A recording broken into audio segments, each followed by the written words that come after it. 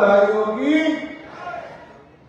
यहाँ उपस्थित आदरणीय कुलपति महोदय डॉक्टर अशोक कुमार सिंह जी, हमारे कृषि आयोग डॉक्टर वी सिंह साहब, श्री अमिताभ वशिष्ठ जी, डॉक्टर एस.के. चतुर्वेदी साहब, सेठपाल जी जो पद्मश्री से सम्मानित हैं, हमारे किसान भाई हैं, डॉक्टर एस.के. सिंह साहब, मेरी बहन कृष्णा यादव जी, और जिनको आपने अभी सुना हमारे विद्या शोध संस्थान के और चित्रकूट से आए हुए आदरणीय अभय महाजन साहब, तो मंच पर सभी सम्मानित लोगों को मेरा नमस्कार, नमो प्रणाम।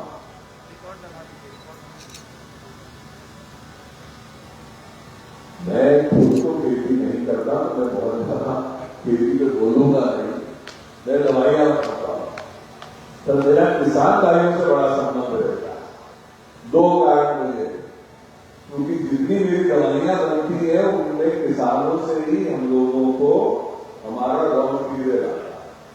तो बुंदेलखंड में मेरे किसान भाई बहुत आंवला लगाते हैं, हमारे वहां बहुत अच्छी खेती तुलसी की होने लगी है। बुंदेलखंड में बहुत सारे किसान भाई अब एलोवेरा मतलब द्वार पाटा लगाते हैं, जहाँ अर्जुन के पेड़ बड़े अच्छे होते हैं बुंदेलखंड में। ऐसे बहुत सारी चीजें हैं, इसलिए मैंने यहाँ पर एक वेबिनार का आपके स्टॉल में लगवाया है कि जो भी किसान भाई जड़ी बूटियों में अपना कोई भी योगदान देना चाहते हैं, हमारे से कोई अनुबंध करना चाहते हैं, तो मेरा स्वभाव ये होगा कि मैं दुनिया भर में देश भर में किसान भाइयों के साथ काम करता हूँ, मैं बुंदेलखंड के अपने भाइयों के साथ भी आपकी मदद कर सके, आप लोगों के साथ काम कर सके। इस बार का तो बजट भी बड़ा अच्छा था। आदरणीय प्रधानमंत्री जी ने किसान भाइयों के लिए एक तो अपनी जेब तो खोली, इस बार पहली बार हम लोगों ने ये देखा है कि बजट में 1.5 लाख करोड़ से ऊपर कृषियों के लिए, किसान भाइयों के लिए मोदी सरकार ने अपने बजट में इस बार पैसे रखने की व्यवस्था करी। प्रधानमंत्री जी का मानना है कि देश की सुरक्षा खाली जवानी नहीं करते, देश की सुरक्षा किसान भाई करते, क्योंकि जब तक हम अपना इनका उत्पाद नहीं बढ़ाएंगे तो हिंदुस्तान में वही 60 और 70 के दशकों का हाल होगा जब हमको अनाज भी इम्पोर्ट करना पड़ता।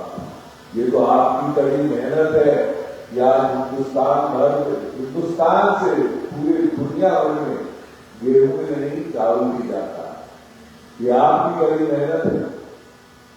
पहले बताया जाता था कि जब हिंदुस्तान के जो बड़े बड़े अपने पोर्ट हैं समुद्र तट पे, वो खाली शिप को मतलब जो जहाज आते थे उससे सामान उतारने के लिए ही होते थे, क्योंकि हिंदुस्तान से इंपोर्ट करना जानता था। मतलब हम दूसरे देशों से कटोरा लेके खड़े हो जाते थे और कहते थे कि भैया गेहूं बेचते, कुछ अनाज बेचते। ये आपकी कड़ी मेहनत रही है कि अब अगर हिंदुस्तान चावल का एक्सपोर्ट बंद कर दे, निर्यात बंद कर दे, तो दुनिया के दूसरे लोग के देश के लोग भूखे जाते। ये आपकी कड़ी मेहनत है। तो इस बार हमारे आदरणीय प्रधानमंत्री जी ने 1.5 लाख करोड़ से ज्यादा पैसे रखे हैं कृषि के लिए, और बहुत अच्छी खुशी की बात तो मेरे किसान भाइयों के लिए 2-3 स्कीमें हैं उत्तर प्रदेश में, विशेष रूप से बुंदेलखंड के भाइयों के लिए। सबसे बड़ी भैया आपको तो स्कीम ये है कि किसान क्रेडिट कार्ड जो हमारे वहां 3 लाख रुपए पे होता था, आज प्रधानमंत्री ने उसको बढ़ा के 5 लाख रुपए की आपको राशि किसान क्रेडिट कार्ड पर मिल सकती है। दूसरी बहुत बड़ी परियोजना जो अटल जी का सपना होता था, किसी की हिम्मत नहीं होती थी, पर हमारे प्रधानमंत्री जी ने बुंदेलखंड के लिए विशेष रूप से झांसी ललितपुर के लिए किसान भाइयों के लिए केन और बेतवा रिवर लिंक का कार्य शुरुआत करवा दी। 42,000 करोड़ की ये परियोजना जो केन का पानी बेतवा में मिलाने का काम होगा। तो जो बुंदेलखंड हमेशा सूखाग्रस्त प्यासा बुंदेलखंड, वहां पे हम आगे के समय, आने वाले समय में कभी पानी की किल्लत नहीं होगी। मैं विश्वविद्यालय के सभी प्रोफेसर्स को, सारे अनुसंधान में लगे हुए हमारे सारे बच्चों को, सभी को बधाई देना चाहता हूं कि जो आप लोगों ने मुझे खेत दिखाए, उनको भी मौका मिला थोड़े चेरी टमाटो खाने का, जो यहाँ पे बड़े बड़े टमाटर के लगे हैं, दूसरा खुशबा भी देखकर कि ना भाई साहब एक मैं भी खोल देता हूँ ऐसा। अगर इतना उत्पाद मिल सकता है तो कृषि का होगा एक व्यवसाय होने से ज्यादा लाभदायक हो सकता है। तो आप सबसे आग्रह है कि हमको बुंदेलखंड के लोगों को ऐसी संस्थानों के साथ मिलकर काम करना चाहिए। जब हम ऐसी संस्थानों के साथ काम करते हैं तो हमारा उत्पाद बढ़ता है, हमारा उत्पाद बढ़ता है तो हमारी आमदनी बढ़ती है। आमदनी बढ़ने से मेरे बच्चों की, बुंदेलखंड के बच्चों, हम अपनी एजुकेशन का स्तर, उनकी पढ़ाई करें, उनकी पढ़ाई अच्छी कर सकते। जब शिक्षित बुंदेलखंड होगा तभी संपन्न बुंदेलखंड होगा। तो ऐसे लोगों को मैं बहुत सराहना करता हूँ। सर, आपने मुझको आज एग्जाम लिखने का मौका दिया, मैं तो बहुत बार पहले भी आ चुका हूँ, पर ये जो आप काम करा रहे हैं, मैं किसान भाइयों से यही कहूंगा कि जितने अक्षर हम यहाँ पर अपने बीज के लिए बात करके जाए, किसान भाई यहाँ से नई नई चीजें सीखें, गांव में जाकर लोगों को सिखाएं। मैं एक ऐसी संस्था चलाता हूं जिसका मोटो एक ही है, वहां पर एक ही काम कहते हैं, पहले सीखो और फिर सिखाओ।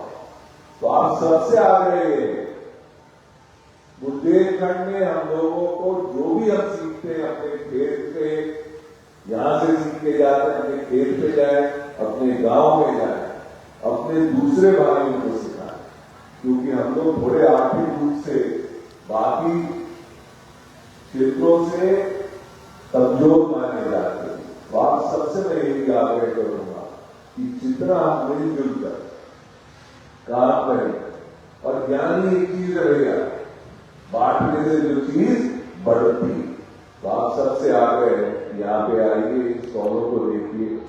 मैं अभी जाते ही प्रशासन को निर्देशित भी कर दूंगा रास्ते में कि कल यहाँ पर एक आधा सिनॉप्सिस हो जाए, जितनी भी इस तरह की स्कीमें हैं मेरे किसान भाइयों के लिए, सरकार की जितनी भी आपके लिए परियोजनाएं हैं, वो आके कुछ अधिकारी यहाँ पर बैठेंगे और आपको उनके बारे में जानकारी देने का कार्य करेंगे। इन्हीं शब्दों के साथ मैं उनको भी बधाई देना चाहता हूं कि मेरे यहाँ कृषि विद्यालय के 22 बच्चे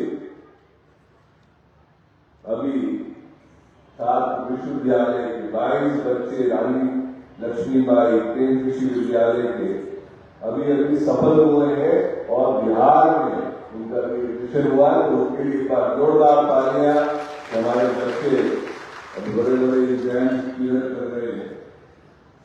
और दूसरी खुशखबरी एक और है, जिसको कुलपति महोदय ने बताया था, मैं उनसे आग्रह कर रहा था कि यहाँ पर एक नई लैब खुलने जा रही है, जिसमें हम भारत जैविक बोर्ड की कुलपति महोदय कोशिश कराकर उसकी भी परमिशन ले लेंगे।